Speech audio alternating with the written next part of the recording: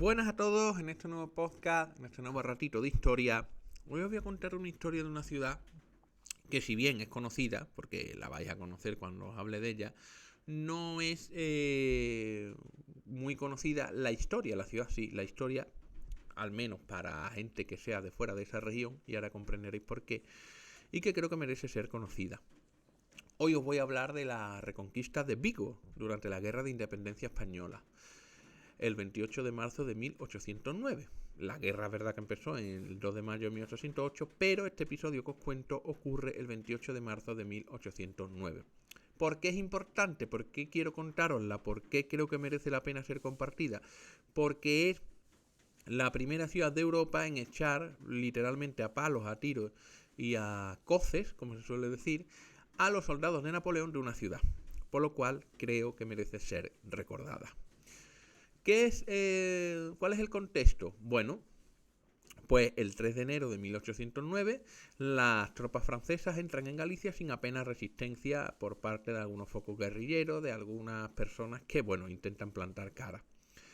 El ejército inglés, dirigido por John Moore, se embarca para Inglaterra, en la zona de Coruña, al norte de la comunidad, y el ejército del Marqués de la Romana se esconde en Orense.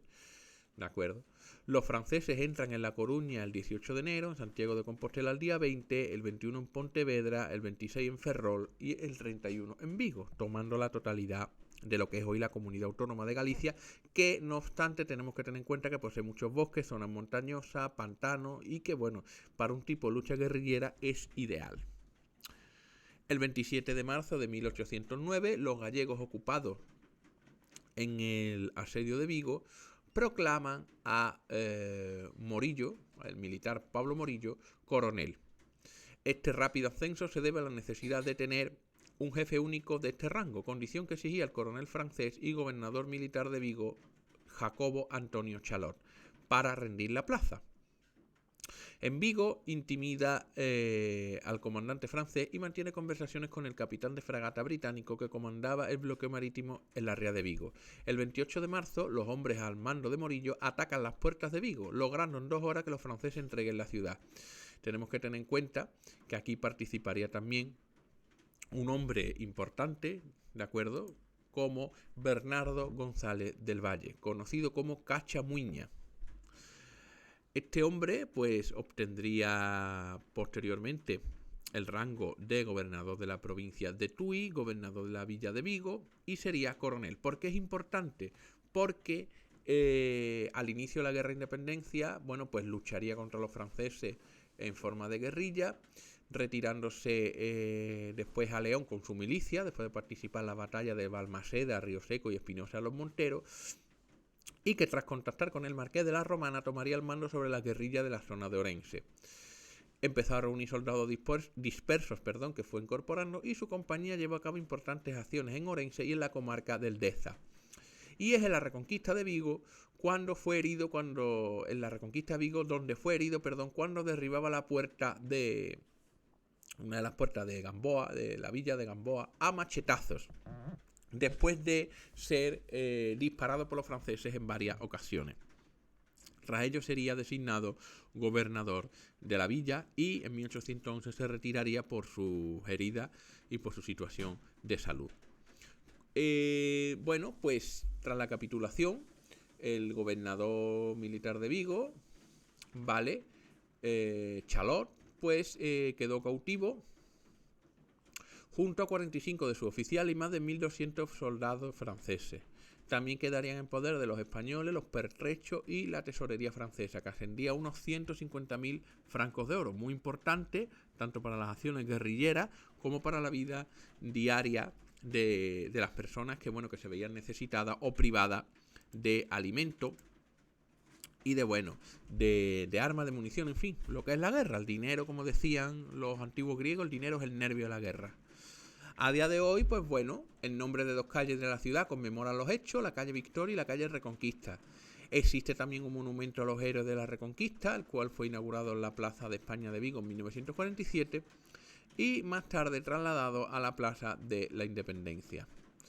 Todos los años en el barrio histórico de Vigo se celebra la Fiesta de la Reconquista, que es un festivo local no laborable en el cual hay representaciones, actividades en la calle, música popular, puestos de comidas y artesanía a modo de feria.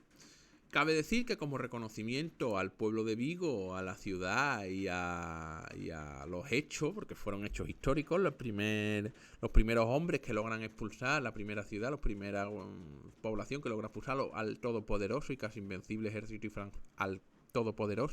y casi invencible ejército francés de su dominio, fue Vigo. Y por ello el rey Fernando VII otorgó a Vigo en 1810 el título de ciudad fiel, leal y valerosa. ¿De acuerdo? Cabe decir también que los vigueses pues fueron los primeros también, es los únicos que han logrado capturar un águila marítima francesa a los napoleónicos. ¿De acuerdo? ¿Qué quiere decir? Esto está en el museo, si no me equivoco, que creo que no, está en el Museo Marítimo de Madrid. Este águila, esta pieza de guerra, que unos 200 marineros vigueses tomaron tras asaltar un buque francés en la bahía de Vigo, y creyendo los franceses que los vigueses eran amigos todavía, y entrando tan tranquilamente, esperaron los pescadores, los patriotas vigueses, se subieron en unas barcas, asaltaron el barco y tomaron, entre otras cosas, este águila marítima que hoy podéis ver, águila imperial francesa marítima, que podéis ver en el Museo Marítimo de Madrid. Esta pequeña historia os la quería contar porque creo que merece ser la pena contada, ser conocida. Y fijaros lo grande que es Europa, y en un pequeño rinconcito de Galicia, en Vigo, fue donde la gente, pues armada de valor y de coraje y de redaño, pues logró expulsar a los franceses de su propia villa, aunque bueno, siguieron rondando por el lugar hasta casi la retirada final. Pero ya el hecho de poder derrotarlo y el hecho de poder hacerles daño, eso causó una gran conmoción entre los franceses y una subida brutal de la moral y de la autoestima de los propios vigueses y también de los españoles, al considerar y al creer que no eran invencibles los franceses, como así resultó durante la posterior guerra de independencia, esa guerra de independencia, y posteriormente la batalla de Waterloo. Espero que os haya gustado esta historia. Recuerden, comenten, participen, gracias por los apoyos, y si tienen algún comentario o sugerencia, no duden en dejármelo en comentarios. Disfruten, lean, vivan y sobre todo viajen mucho, que es una de las maneras más bonitas de conocer el mundo y la vida que nos rodea. ¡Hasta la próxima!